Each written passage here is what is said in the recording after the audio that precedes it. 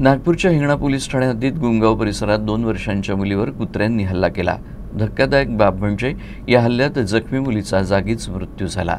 मुलगी तिच्या आईसोबत गुंगावाजवळील नदीवर कपडे धुवायला गेली होती आणि खेळत खेळत ती जवळच्या पुलाखाली पोहोचली।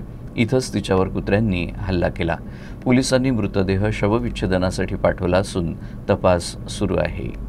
मिळालेल्या माहितीनुसार मृत मुलीचं नाव हर्षिता होतं। तिचे वडील मजुरी करतात। ती त्यांची तिसरी मुलगी होती। गुरुवारी दुपारी 1:30च्या सुमारास हर्षिताची आई कपडे धुण्यासाठी गुंगाव नदीवर गेली होती। हर्षिता देखील आईसोबत गेली। दरम्यान हर्षिता खेळत असताना पुलाखाली गेली। कपडे धुतल्यानंतरही जेव्हा तिच्या आईला ती दिसले नाही तेव्हा तिनं तिचा शोध सुरू केला। लवकरच तिला हर्षिताचा मृतदेह पुलाखाली रक्तानं माखलेला आढळला आणि तिच्या भोवती भटक्या कुत्र्यांचा घोळका होता।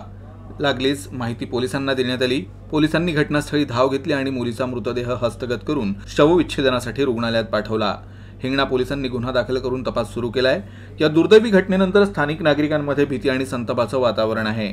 भविष्यात अशा घटना पुन्हा घडू नये म्हणून परिसरात भटक्या कुत्र्यांचा वावर बंद करण्यात यावा अशी मागणी स्थानिक नागरिकांनी केली आहे।